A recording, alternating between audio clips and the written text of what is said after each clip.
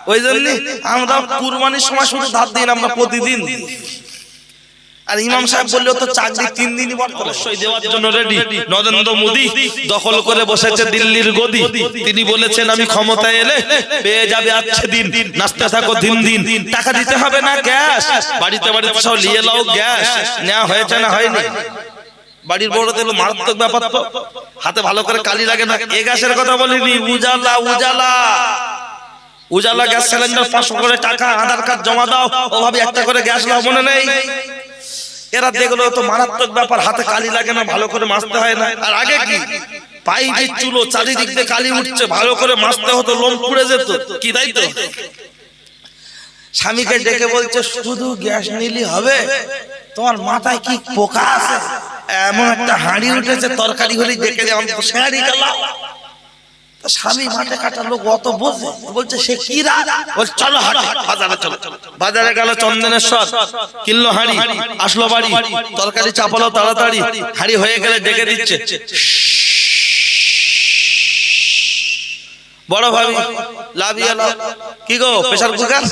আর হাঁড়ি ডাকছে মেজো ভাবি গিলে লাও, ভাবি খেয়ে দাম মোটা, দেওয়ার দিল্লি থাকে বাড়ি এসে ভাবি ভালো আছো?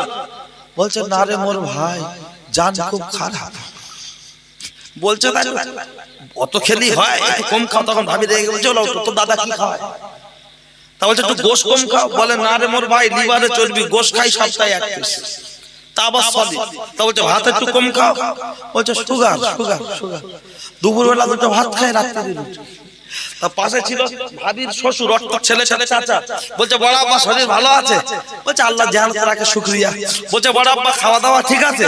তা বড় আব্বা তখন দাড়িতে হাত বুলাচ্ছে, বলছে 80-82 বছর বয়স, কত লোক কবরে চলে গেল, আল্লাহ এখন আমার বাঁচিয়ে রেখেছে, এখনো 500 গ্রাম গোশ মেরে দিই। তখন বৌমা মুখ ঘুরিয়ে বলছে ও কথা বলুনি, ও আমার শ্বশুর না, ধান কাটা মেশিন, যা দি মেরে দেয়। মোটা ধান, সরু ধান, বিধান মিনিকেট, যা দিয়ে কুচে দেয়। 82 বছর বয়স, চাচা কিছু ছাড়ে না। আর 36 বছরের ভাবি ওরা ঢোক খালি বলছে কেন? বুঝতে হবে কথাটা একটু জোরালো হয়েছে, ক্লিয়ার বুঝো। এই মুরব্বী যারা বসে আছেন, ওনাদের মা আমাদের দাদিমা, ওনাদের শাশুড়ি আমাদের নানিমা, তারা তুলনামূলক হাইট লম্বা ছিল না। এখনকার মেয়েরা হাইট লম্বা, আগে হাইট লম্বা। 50 বছর আগে শাড়ি ক হাত ছিল আব্বা?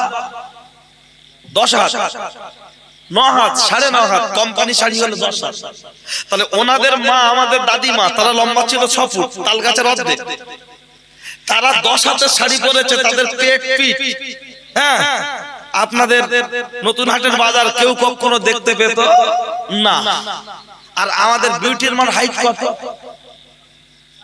4 ফুট বললে আর বাড়ি উঠতে দেবে না। নাটা বললি বলে আমি নাটা ঘুরি বলে যাচ্ছে, তারপর মানবে না, বুঝলেন তো? এখন শাড়ি কম, 12 হাত শাড়ি। এখন হাইট 5 ফুট 1, 2, 3, এর উপরে আছে সংখ্যাটা কম, 5-এর নিচে আছে সংখ্যাটা কম। আচ্ছা মানানসই বলি, তাহলে ওরা তো আমার বাপের সর্বসানি করবে, বুঝলেন? বলবে ওর বাপও খেয়ে হয়েছে, এরাও তো যাবে। আর মনে হয় যেন ও আর ওর বাপ 4.5 বছর বাঁচবে।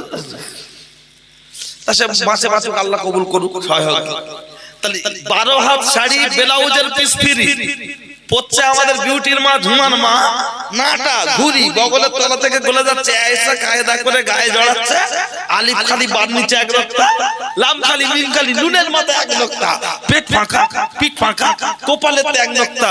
বলুন তখন 6 ফুট হাই, 10 হাত শাড়ি, শরীর কেউ দেখতে পেল না। এখন 12 হাত শাড়ি, ব্লাউজের পিস ফ্রি। তারপরেও যখন সাকসার পুকুর মোড় দেখা যাচ্ছে, তাহলে যুগ খারাপ না মানুষ? কথা ক্লিয়ার? যুগ খারাপ বলবেন না, মানুষ খারাপ। প্রমাণ আরো 10টা দিতে পারবো, বলার অতদূর পর্যন্ত যাওয়ার আর প্রয়োজন নেই। আরো 2টা কথা বলি। হ্যাঁ, এই জীবনের প্রথম টিপকে পড়ে দেব কোয়েল পায়েল প্রীতিজিনটা আমাদের বড় ভাবির পছন্দ কোনটা? টিপ তো মুসলমানদের জন্য পড়া হারাম। ওটা প্রতিদানের সিম্পটম। আর আমার বড় ভাই পড়ে যাচ্ছে, দাদা আর বন্ধু সোনারপুরের থেকে বন্ধু এসে দেখে বলছে দেখো দেখো দেখো আমার পর টিপ পরে হেভি লেগ দেন স্পিড চালাচ্ছে। তোর বন্ধু বলছে কি পরে এটো, শাড়ি না মুশাড়ি? সব তো দেখা যাচ্ছে। তখন বলছে দোষ পাগল, শুধু আমি একা দেখবো? এত সুন্দর বউ পাড়ার লোকের হক নেই? যেন মনে হয় ও উট কুরবানি দিচ্ছে, পাড়া লোকের হক আদায় করছে, যে এক টুকরো করে খা, ঠিক আছে।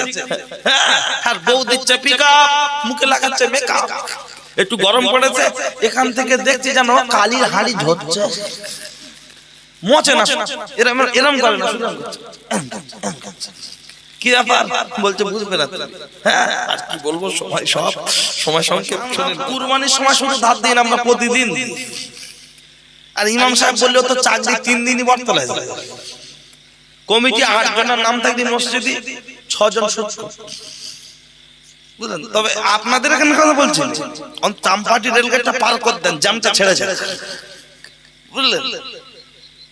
হ্যাঁ ভুড়িলে সামনে আসছে কে মসজিদে কে আসে, সপ্তাহে একদিন আসে, আল্লাহ সপ্তাহে একদিন। যদি মাগরিব আর এশার ফজরে যদি কেরাত জোরে না পড়াতে তো ওই ইমামতি করত, ও মানে গ্রামে সবচেয়ে বড় সুদ করছে, লাগবে না আমি না পড়া আমার ছেলে পড়া, কিন্তু শুধু কেরাতটা জোরে পড়াতে হচ্ছে না, ওই জন্য মাল খেয়ে গেছে। 7,000 টাকা মাইনে দেবে ইমাম নেওয়ার জন্য, 18 বার পরীক্ষা, আর পরীক্ষা দিচ্ছে কেডা, ওই আগেই বলেছি বগলের চুল কাটে না বছর খানে, ও আবার ইমাম সাহেব ফর্মুলা রেডি করে দিচ্ছে, বুঝলেন। এই করতে হবে, ওই করতে হবে, এই করতে হবে, তাই করতে হবে। মাইনে 7,000 টাকা। করোনার সময় পৃথিবীর সব অফিস বন্ধ হয়েছে, কিন্তু আল্লাহর ঘর একটা ওয়াক্তের জন্য আজান বন্ধ যায়নি, কথা ঠিক কি না? কিন্তু করোনা হয়েছে, লোক কাছে যায় না, গোসল দিয়েছে ইমাম সাহেব, জানাজা পড়েছে ইমাম সাহেব, কবর খুঁড়েছে গ্রামের সেই দুটো বুড়ো আর জব্বর চাচা আর কালাক চাচা, হ্যাঁ, আর কবরে লিখ গেছে, ইমাম সাহেব ধরে দিয়েছে, তার বেলা অসুবিধা নেই। কিন্তু ইমাম সাহেবের মাইনে বাড়ানোর কথা বললে সমস্যা, ওই জন্য কখনো কখনো কোনো আমরা বড় বড় আলেমদের কাছ থেকে কখনো বক্তব্য উঠেছে যে খুব মাইনে কমল, ইমাম সাহেবের মাইনে কমল, নামাজ হবে না।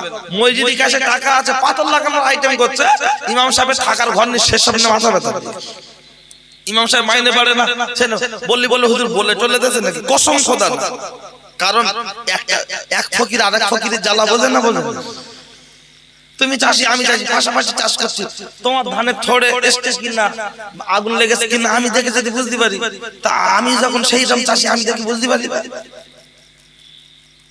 হ্যাঁ তোমরা বললে অসুবিধা না, আমরা বলি হুজুর মনে হচ্ছে বলে দিচ্ছেন, অন ক্যামেরায় বলছি না, সব জায়গায় ইমাম সাহেব একই দশা, পশ্চিম বাংলা, পশ্চিম ভারতবর্ষ, আপনার বাংলাদেশ চলে যান, একই কন্ডিশন চলছে। দুটো এক জায়গায় একটু বেশি, দু এক জায়গায় একটু বেশি, সে আবার খুব গন্ডগোল করে বেশি, বুঝলেন। তা যাক, সে কথা সব কথা মাইকি বলা যায় না, ঠিক আছে চল। কি বলছিলাম বক্তব্য ভুলে গেছি না, মনে আছে, চলেন সেই জায়গায় যাই, অত সহজ। আমি আপনার মাঝে বলেছিলাম অনেকগুলোর মধ্যে 2টা, তাই তো মনে নেই? 2টা, এবার তো বলবো 3 নম্বর। বলে 3 নম্বর কি? এইটা এবার থেকে তো মজা, কারণ তখন মেলা বলতে বলতে ছেড়ে দিয়ে চলে এসেছিলাম, যে ভাবি 2বার ধরা পড়েছে, এবার তো সেখানে যাবে। যদি বলেন কেমন, চলুন লক্ষ্য করলে দেখতে পাওয়া যায়, যেখানে আল্লাহর কোরআন বলেছে, যেখানে আল্লাহর কোরআন বলেছে অকরনা ফি বুয়ুতিকুন্না ওয়ালা তাবারাজনা তাবারুজাল জাহিলিয়াতিল উলা, ও নারী জাতেরা তোমরা কলার খোলা ছাড়িয়ে অর্ধ উলঙ্গ হয়ে বর্বরতা যুগে নারীদের মতো ঘুরবে না, মা মায়ের মতো পোশাক পরো, বোন বোনের মতো পোশাক পরো। কিন্তু দুঃখের সাথে বলতে হয়, আজকে রাস্তায় দাঁড়ালে কোনটা প্রতিমা, কোনটা ফতেমা, কোনটা বাড়ির মেয়ে, কোনটা বাড়ির বউ চিনতে পারে না কেউ। সব যেন মনে হয় এক। ভালো করে দেখ, ওদের যা ছিরি বে হচ্ছে না ফিরি, ওদের যা ভাব দেখলে মনে হবে যেন 4.5 টাকার হাফ। বলুন বলুন, আগে আইবুড়ো মেয়েরা লোকের হাত ধরে পালাতো, এখন বাড়ির বউরা পালাচ্ছে না, পালায় না কেন? বলছে বাবা যুগ খারাপ। কি বলছে? যুগ খারাপ। কে বলেছে যুগ খারাপ? দয়ার নবী হাদিস শরীফের মধ্যে বলেছেন, তোমরা যুগ জামানাকে গালি দিও না, কারণ যুগ জামানার কোনো পরিবর্তন হয়নি, মানুষের স্বভাব পরিবর্তন হয়েছে। বলবেন তাই?